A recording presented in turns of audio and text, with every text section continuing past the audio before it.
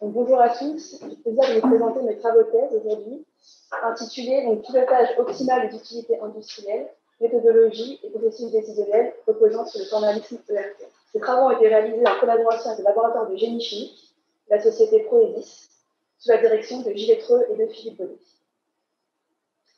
Les questions environnementales, et plus précisément la lutte contre le réchauffement climatique, sont plus que jamais au cœur de l'actualité. Les rapports du GIEC insistent sur l'urgence de limiter l'augmentation de la température globale. Pour ce faire, il faudrait que nos émissions de CO2, qui sont actuellement supérieures à 40 milliards de tonnes par an, soient quasi nulles d'ici 2050. Le secteur de la production d'énergie et de l'industrie contribue majoritairement aux émissions de dioxyde de carbone. En Europe, le secteur industriel représente un quart des émissions. Il a donc un véritable rôle à jouer en adoptant de nouveaux schémas énergétiques qui intègrent plus fortement les énergies renouvelables, mais aussi qui réduisent la consommation d'énergie en améliorant l'efficacité énergétique. L'industrie est une grande consommatrice de ressources, qui sont d'une part les matières premières transformées en produits finis dans la partie procédée, et d'autre part les ressources nécessaires à la production des utilités. Les utilités sont l'ensemble des flux nécessaires au fonctionnement des équipements de production. Par exemple, les utilités chaudes, telles que la vapeur à différentes pressions, les utilités froides, telles que l'eau glycolée, ou encore l'air comprimé et l'électricité. La production de ces utilités consomme une grande quantité de ressources. Au-delà des impacts environnementaux, elle est aussi pour de nombreuses entreprises un enjeu majeur d'ordre économique, car elle engendre des coûts importants qui impactent directement les coûts d'exploitation et réduisent les marges.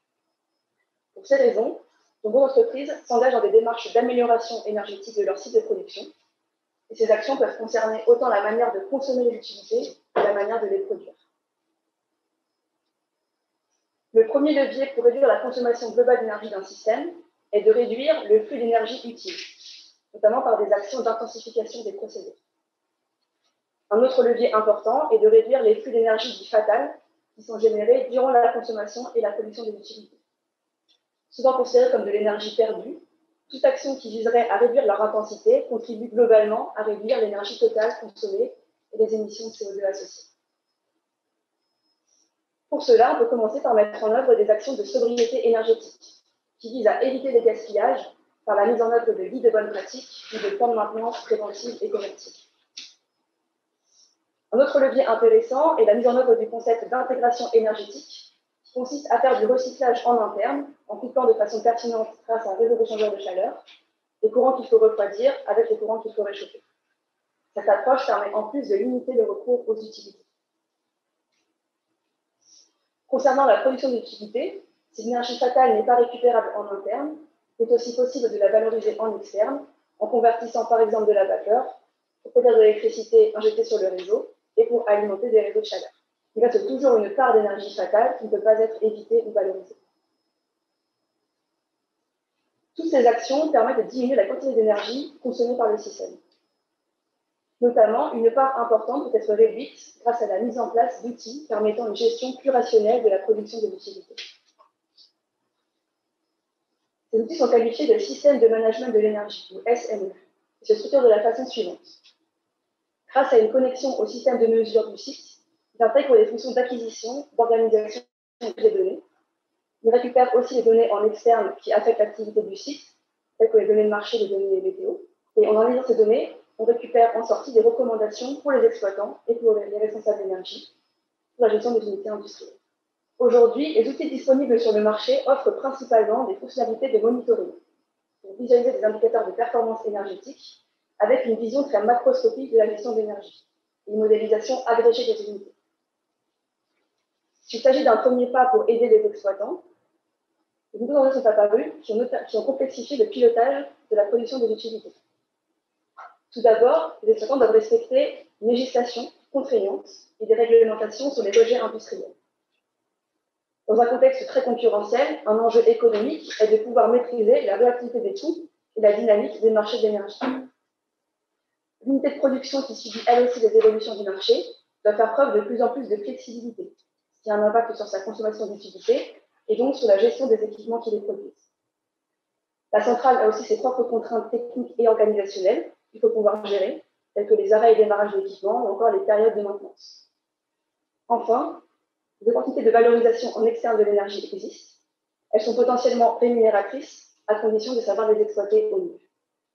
Pour un management optimisé de l'énergie, il apparaît donc nécessaire de modéliser les équipements en contrat d'utilité afin de pouvoir planifier les flux énergétiques et répondre aux problématiques concrètes de pilotage.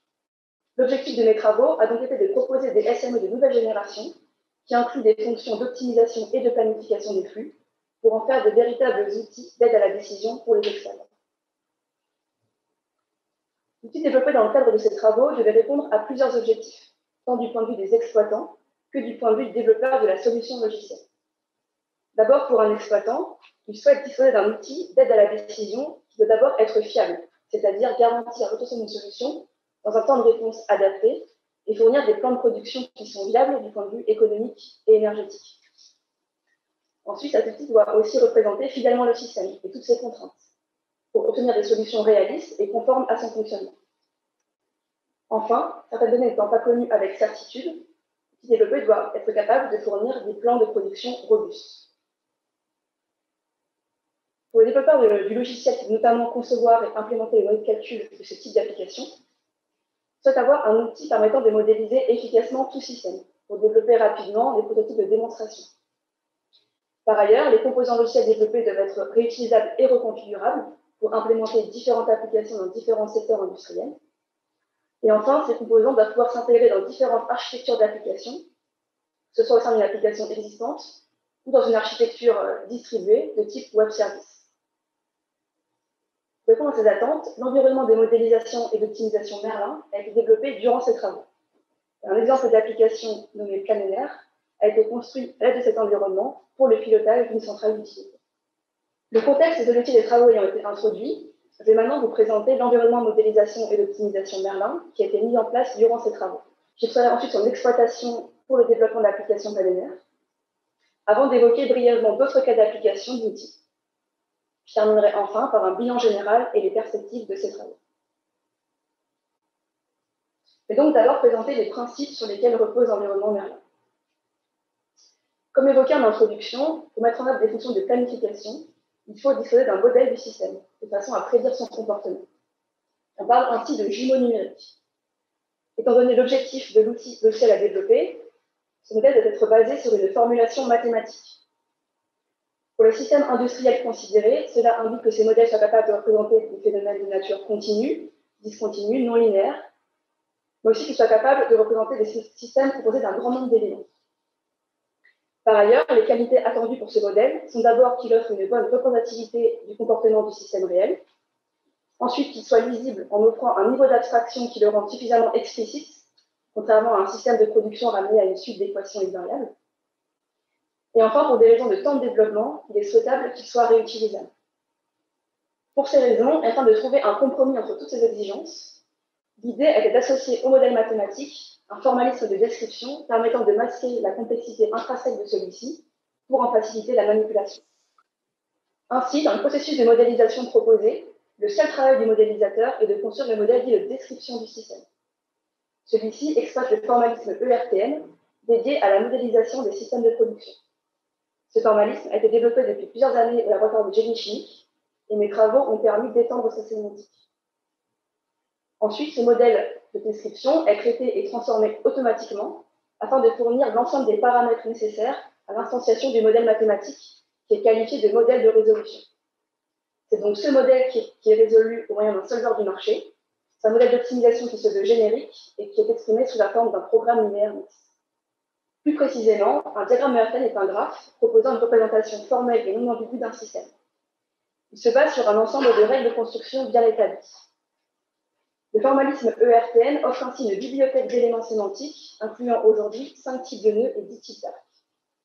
Cette bibliothèque retrouve les entités nécessaires pour représenter la majorité des processus de production, c'est-à-dire la notion d'abord de tâche, qui constitue une entité de travail isolable, par exemple une réaction chimique, une phase de nettoyage ou une détente de vapeur. La notion de ressources qui symbolise toute entité requise pour l'exécution d'une tâche, que ce soit des équipements de production, des opérateurs ou des matières premières. Et enfin, la notion de flux, qui peut être associée à toute forme de transfert de ressources vers ou depuis une tâche de production. Je vais illustrer mon propos sur un exemple. Supposons que la recette générique d'un produit P1 soit cette séquence de 3 opérations. Supposons aussi que l'unité de production sur laquelle ce produit est synthétisé soit composée d'un réacteur A discontinu pouvant être le siège de la réaction 1 et de la réaction 2, d'un réacteur B discontinu ne pouvant effectuer que la réaction 2, un échangeur de chaleur qui effectue le préchauffage continu du fluide A. Le diagramme ERTM correspondant à ce système est construit de la manière suivante. Tout d'abord, on retrouve les ressources qui représentent les matières mises en jeu. Sur ces nœuds, elle précise notamment la politique de stockage ou de transfert. Ensuite, les tâches et l'appareil associé. La notation du symbole permet de faire la distinction entre tâches continues et discontinues et indique les caractéristiques quantitatives et temporelles de celles-ci. Enfin, les arcs matérialisent des flux transitant entre ces tâches et sont annotés avec la proportion massique de chaque matière consommée ou produite par les tâches. On complète ensuite le diagramme avec des éléments permettant de prendre en compte soit la campagne de production à réaliser, soit des contraintes d'exploitation spécifiques au site, comme la consommation en utilité, ou comme le fait qu'il faut réaliser un nettoyage du réacteur A entre deux réactions successives différentes.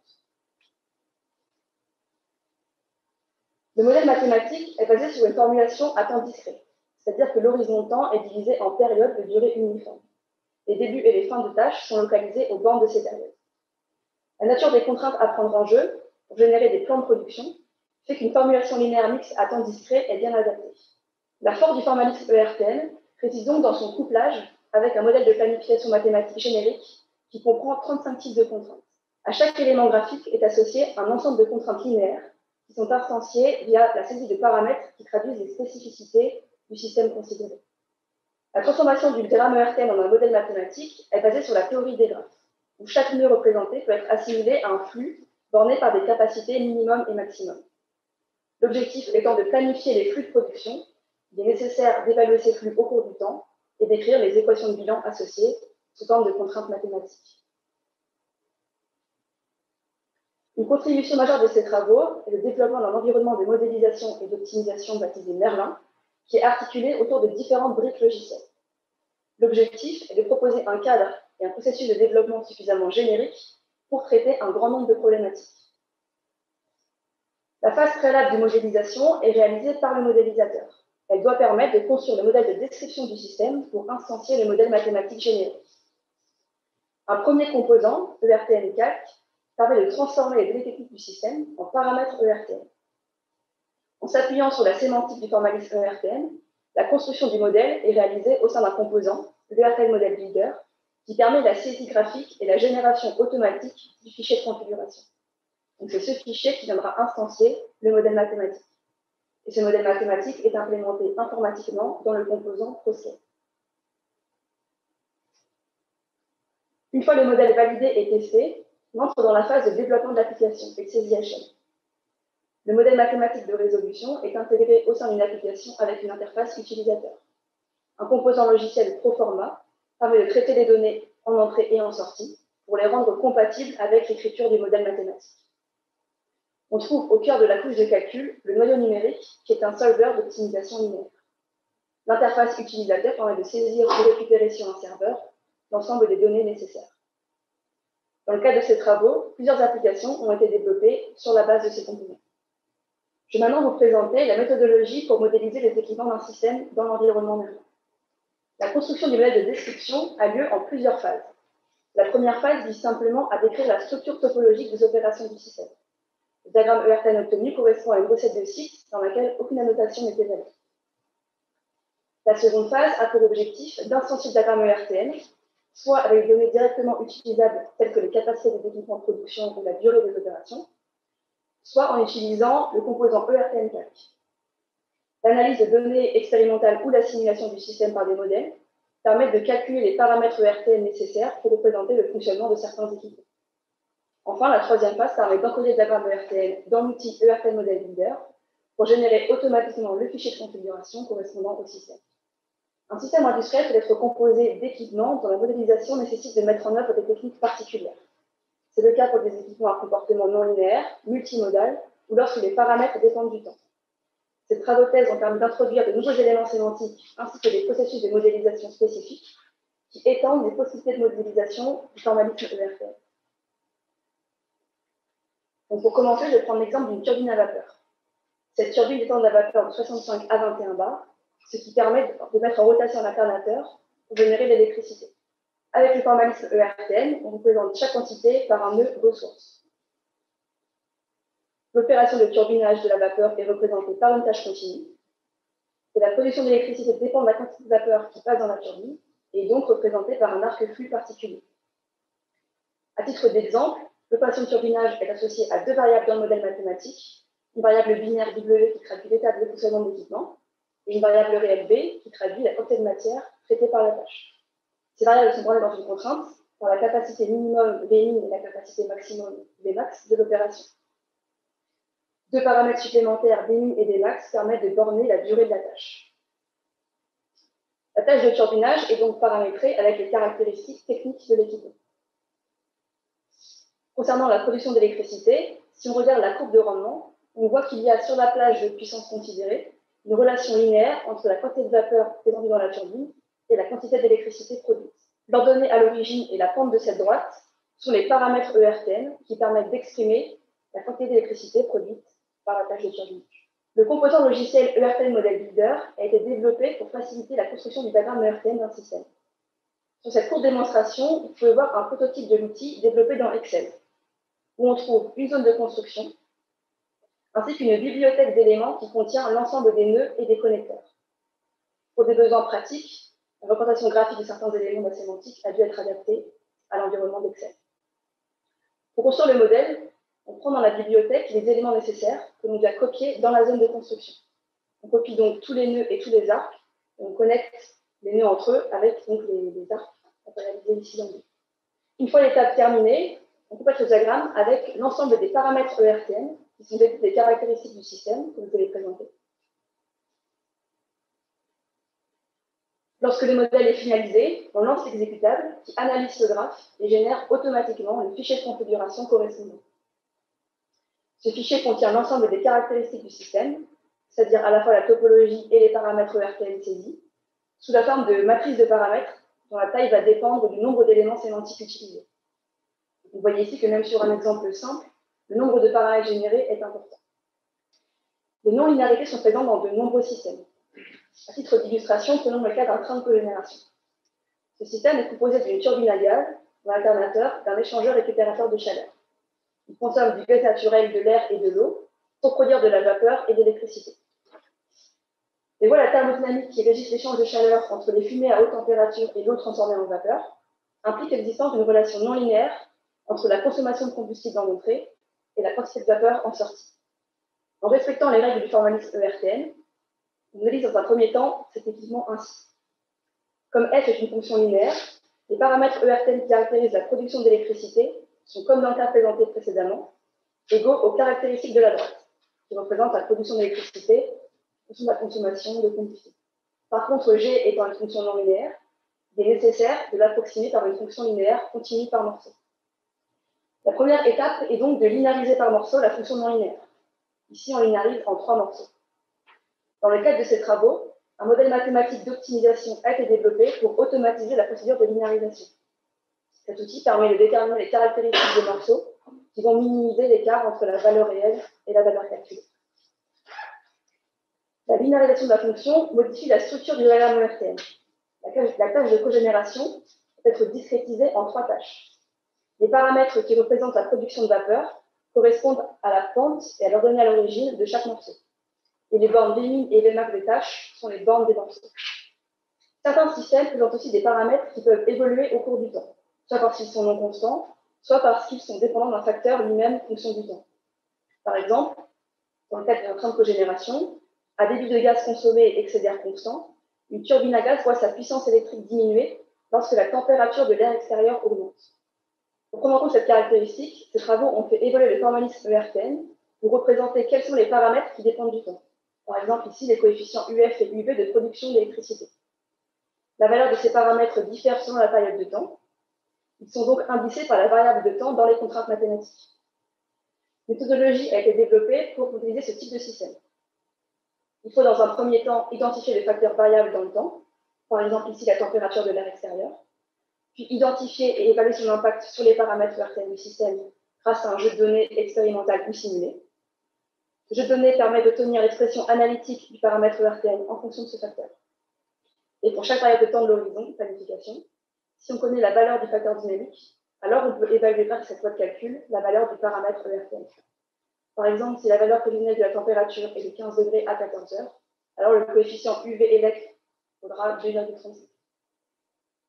La présentation de cette spécificité ne change pas la structure de l'RMERTM, mais elle nécessite une phase de pré-traitement des données avant la réalisation la résolution mathématique pour calculer la valeur des paramètres ERTM sur chaque période de temps de l'horizon.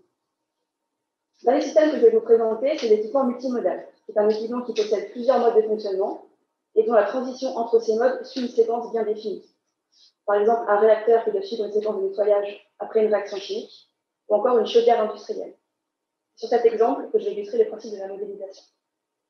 Si on prend un scénario de production, il est possible que la demande vapeur diminue.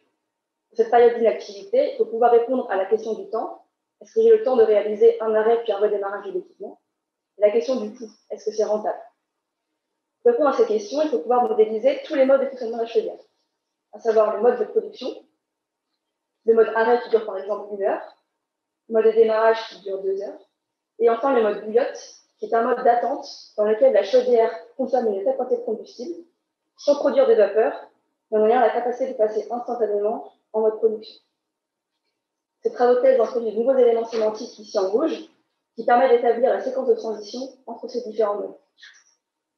Un marquage symbolisé ici par ce jeton bleu détermine l'état initial de la chaudière. C'est ce marquage qui va déterminer les modes de fonctionnement de la chaudière dans le plan de production. Dans cet exemple, la chaudière doit satisfaire une demande de vapeur sur un horizon de 24 périodes de 30 minutes. Initialement, elle est inactive. Elle doit satisfaire une demande de vapeur à la période 5, donc elle doit passer par une phase de démarrage. La tâche T5 réquisitionne donc le jeton pendant 4 périodes. Lorsque la tâche de démarrage est terminée, le jeton est libéré par la tâche de production. Il va produire de la vapeur en continu pendant 3 périodes, donc la tâche T1 réquisitionne puis libère le jeton 3 fois de suite. Après cette période de production, il n'y a plus de demande de vapeur à satisfaire. Donc le jeton est libéré par la tâche d'arrêt, puis on se retrouve dans la même situation qu'initialement, la chaudière est inactive. Pour satisfaire la prochaine demande de vapeur, la chaudière redémarre à la période 11. Elle doit ensuite enchaîner 4 cycles de production pour satisfaire la demande.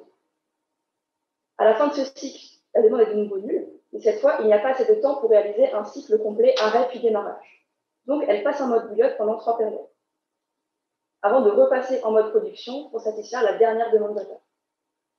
Les améliorations apportées au formalisme ERTM permettent ainsi de modéliser des systèmes dont le fonctionnement doit suivre une séquence bien particulière. L'outil ERTM Model Builder, qui permet de construire un diagramme ERTM à partir des éléments sémantiques de base, intègre aussi une approche de modélisation orientée objet, qui permet de construire des systèmes complexes en assemblant des modules préconstruits, que l'on rencontre classiquement dans les centrales d'utilité. Par exemple, on trouve ici un module pour différents types de vannes, différents types de chaudières, ou encore les modules d'un train de cogénération avec un fonctionnement linéarisé en 2 morceaux. Ces modules contiennent l'ensemble des éléments sémantiques que je viens de vous présenter. Il suffit de copier un module dans la zone de construction pour l'intégrer à son modèle, puis de le paramétrer. En utilisant ces modules, on peut construire le modèle d'un système industriel de façon très rapide à partir du moment où on dispose de l'ensemble des données techniques. L'application PyLiner a été développée en s'appuyant sur les processus de modélisation de l'environnement thermal que je viens de vous présenter pour répondre aux besoins dans l'industriel du raffinage chimique. De manière générale, le développement d'une application suit les 4 étapes suivantes. D'abord, la construction du modèle de description avec les composants logiciels ERTM4 et ERTM Model Builder, qui permettent de générer le fichier de configuration. Ce fichier instancie le modèle mathématique de planification doit être complété avec quelques contraintes spécifiques. Une fois cette phase de modélisation terminée, l'étape 3 consiste à développer l'IHM de l'application pour récupérer les données d'entrée et présenter les résultats en sortie. Enfin, on réalise des tests de validation. Voici le synoptique de la centrale d'utilité. Environ 300 tonnes par heure de vapeur sont produites grâce à 2 chaudières bicombustibles et 2 trains de cogénération avec post-combustion. Produisent de la vapeur à haute pression, détendue ensuite par un système de vannes et de turbines pour produire la vapeur à différents niveaux de pression. Au total, une 50aine d'équipements composent cette centrale et un pipe permet de relier les 2 parties qui ont été conçues historiquement de façon séparée. Du point de vue de l'électricité, les deux trains de cogénération peuvent générer jusqu'à 240 MW, soit l'équivalent d'un tiers de la puissance d'un réacteur nucléaire. L'application plénière doit répondre aux besoins d'un exploitant d'une raffinerie. Dans cette organisation industrielle, la production d'utilité est considérée seulement comme un service support. La raffinerie a une demande en utilité, elle est le donneur d'ordre, et la centrale doit garantir la fourniture en toutes circonstances. On parle d'organisation maître-esclave. Ces utilités sont de la vapeur à différents niveaux de pression et d'électricité. Plusieurs contraintes sont à prendre en compte pour piloter la centrale. D'abord, des contraintes d'ordre technique et organisationnel, telles que le respect des heures de rotation des équipes de production ou encore des cycles de démarrage et d'arrêt des équipements. La demande en utilité n'étant pas connue avec précision, il faut aussi en tenir compte dans la gestion des équipements. Il y a aussi des contraintes environnementales, puisque la centrale doit respecter la réglementation sur les émissions de CO2 et d'oxyde d'azote. Et enfin, il y a des contraintes d'ordre économique. Le coût d'achat des combustibles, en majorité du gaz naturel, est variable. Et d'autre part, une partie de l'électricité produite est vendue sur le marché spot de l'électricité, qui est un marché où les prix d'achat sont très volatiles au cours d'une même journée.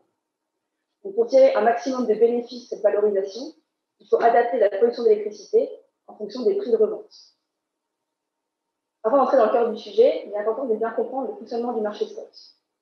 Depuis la libéralisation du marché de l'électricité, des bourses de l'énergie organisent l'achat et la vente d'électricité pour gérer au fil de l'eau la consommation et la production d'électricité en Europe. Donc chaque jour, les producteurs d'un côté et les consommateurs de l'autre envoient leurs offres.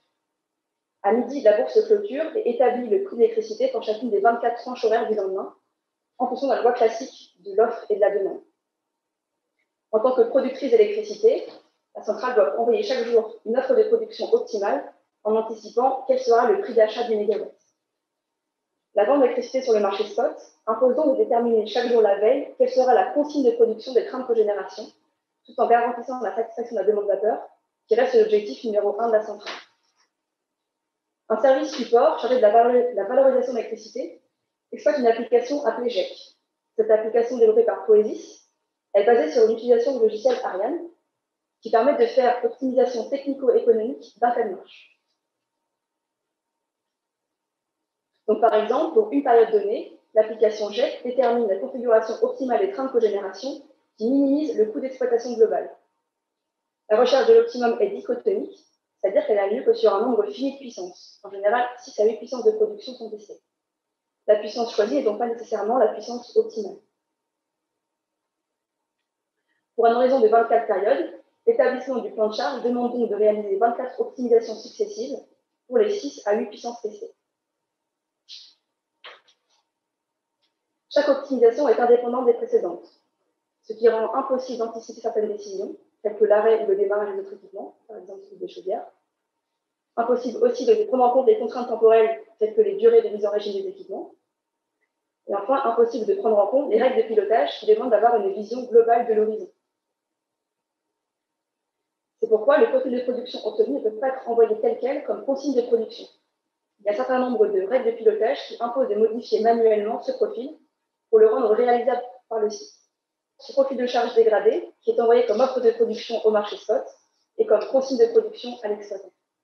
L'application GEC est aussi utilisée pour réaliser des bilans rétrospectifs en fin de mois afin d'analyser la performance de la centrale. Ces analyses sont fastidieuses car elles demandent de faire de nombreuses optimisations et manipulations de fichiers. Il est donc apparu que les outils et les composants logiciels contenus dans l'environnement Merlin pouvaient permettre de lever ces verrous. L'application Pioneer a donc été développée dans cet objectif et a permis de proposer des fonctionnalités supplémentaires. La première étape de développement de l'application est la construction du modèle de description de la centrale. L'application actuelle exploite un modèle Ariane éprouvé de la centrale. Ce modèle a donc été utilisé comme source de données pour faire des simulations et extraire les paramètres nécessaires à la construction du modèle. Donc voici le modèle de description complet de la centrale réalisé dans l'outil ERT Model Builder. Ce modèle comprend 200 éléments sémantiques et nécessité environ une semaine de travail. On y retrouve les 2 chaudières, les 2 trains de cogénération, ainsi que l'ensemble des vannes et des turbines. La majorité de ces équipements ont un comportement linéaire.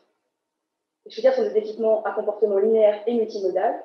Les équipements qui ont demandé le plus de travail sont les trains de cogénération, qui sont des équipements non linéaires, ce qui demande de discrétiser les tâches de production, avec des paramètres dynamiques qui dépendent donc du temps. Le fichier de construction généré par le Hackathon Model Builder permet d'instancier automatiquement le modèle mathématique de résolution. La deuxième étape consiste donc à compléter ce modèle mathématique avec quelques contraintes spécifiques du système. Le fonctionnement du marché spot impose de travailler sur un horizon de temps de 24 heures, discrétisé en période de 1 heure. On cherche à déterminer le plan de fonction de notre centrale qui minimise la part variable du coût d'exploitation. Donc la fonction objectif tient compte des coûts de consommation de combustible, qui inclut le coût du CO2, les coûts de l'eau et de l'électricité, auxquels on va retrancher le gain de la vente d'électricité sur le marché spot. Les contraintes de pilotage concernant notamment les trains de cogénération sont aussi actées dans le modèle mathématique. Pour illustrer, voici une consigne de production pour les trains de cogénération. Cette consigne doit respecter des contraintes qui sont par exemple un nombre maximum de créneaux, une certaine amplitude et une certaine durée entre deux changements de régime. Toutes ces contraintes sont intégrées au modèle mathématique pour fournir des plans de production réalisables. On passe ensuite à l'étape de développement des IHM de l'application. Vous avez ici la vue principale de l'application PNR, dans laquelle on peut d'abord spécifier les données d'entrée, telles que les données économiques, en renseignant les prix des différents combustibles ou encore les demandes de vapeur à satisfaire. On peut aussi spécifier les règles de pilotage et l'état de fonctionnement des équipements, tels que la chaudière ou celui des trains de cogénération. On renseigne également les prix prévisionnels de l'électricité sur le marché spot.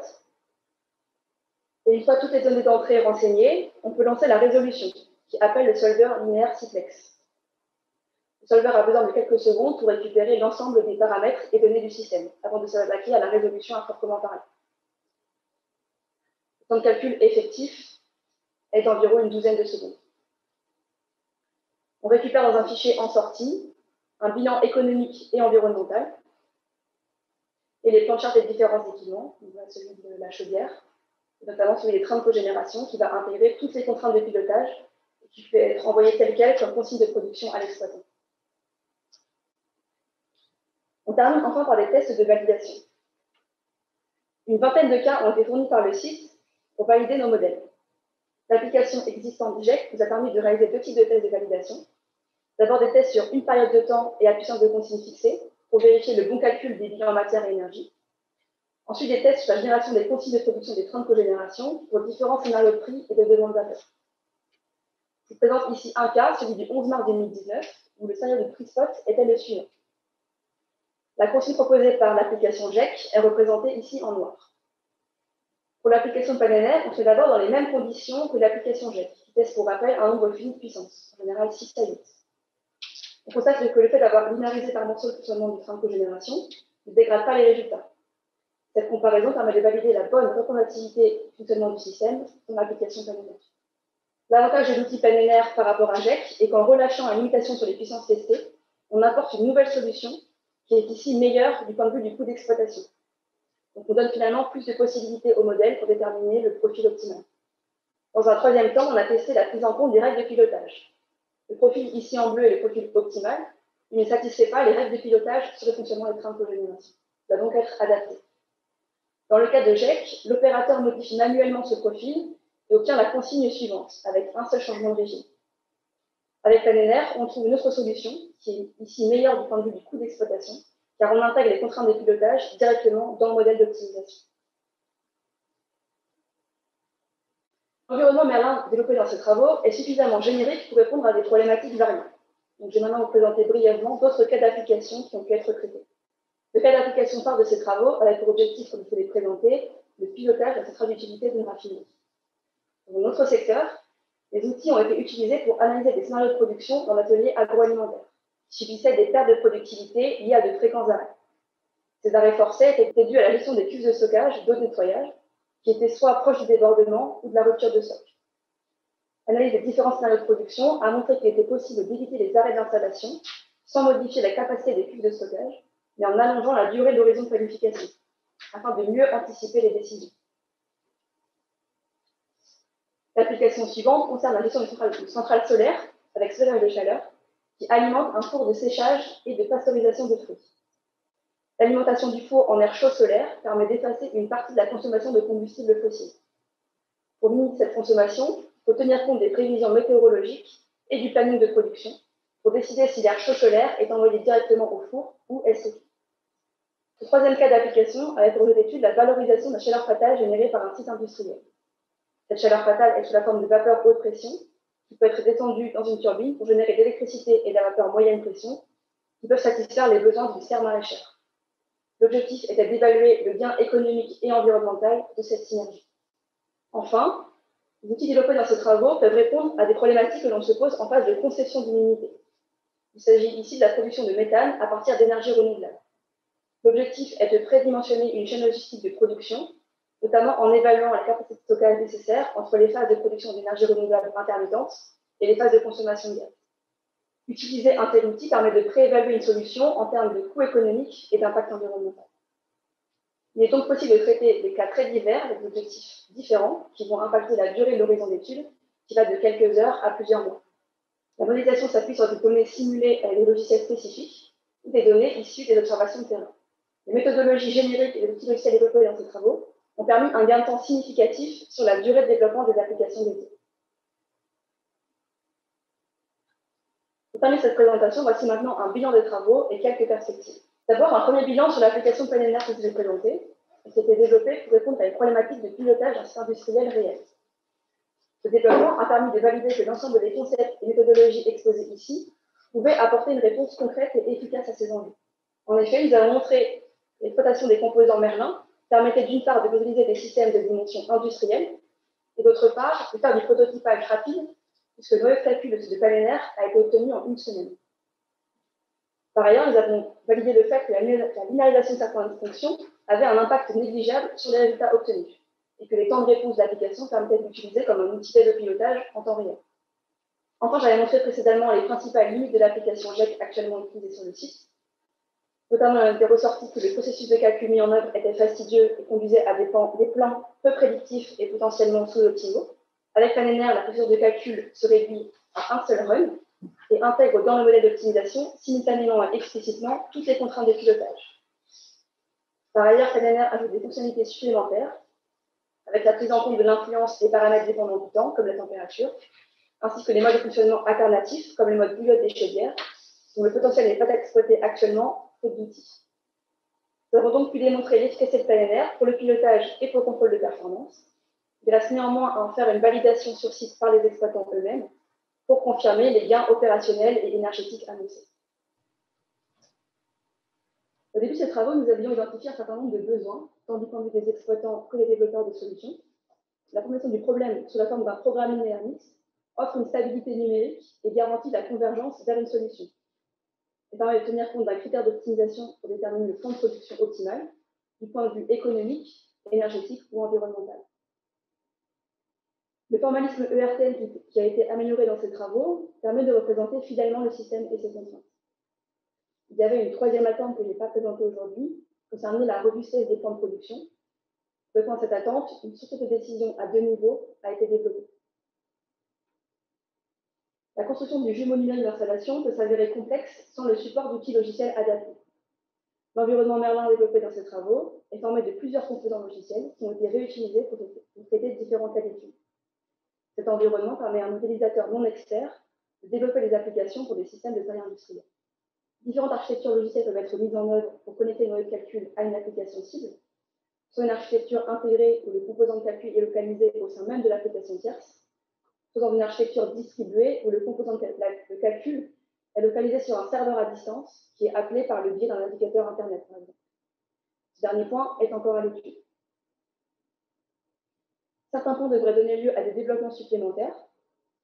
Sur le plan théorique, j'ai introduit tout à l'heure la notion de module pour modéliser un équipement. Pour aller plus loin, le formalisme ERTL pourrait être enrichi de la notion de macro-tâches, comme celle de boiling pour une chaudière, qui permettent d'agréger des séquences ERTL pour simplifier la construction des modèles. L'objectif finalement serait d'introduire un niveau d'abstraction supplémentaire pour se rapprocher des outils de flow sheeting, comme dans le logiciel Ariane, par exemple. Sur le plan applicatif, ce type d'outil pourrait permettre de remettre en cause la stratégie maître-esclave classiquement rencontrée sur les sites industriels, en positionnant la problématique énergétique au centre de la démarche. Cela pourrait être le cas, par exemple, lorsque la production s'adaptait à l'intermittence de la source d'énergie renouvelable, ou lorsqu'on décide d'arrêter la production pour répondre à une offre d'effacement électrique. Enfin, sur le plan pratique, ces travaux de thèse ont permis d'initier le développement des premiers composants de l'environnement Merlin. On signe que cet environnement se situe au niveau 5 sur l'échelle TRL. La prochaine étape est de démontrer l'applicabilité de ces outils en contexte opérationnel. La société Proosis, qui a contribué à la réalisation de ces travaux, se positionne comme la future société de valorisation de ces outils. Finalement, ce travaux de thèse apporte une contribution à la transition de l'industrie vers un modèle de production plus respectueux de son environnement, grâce à des outils d'aide à la décision plus intelligents.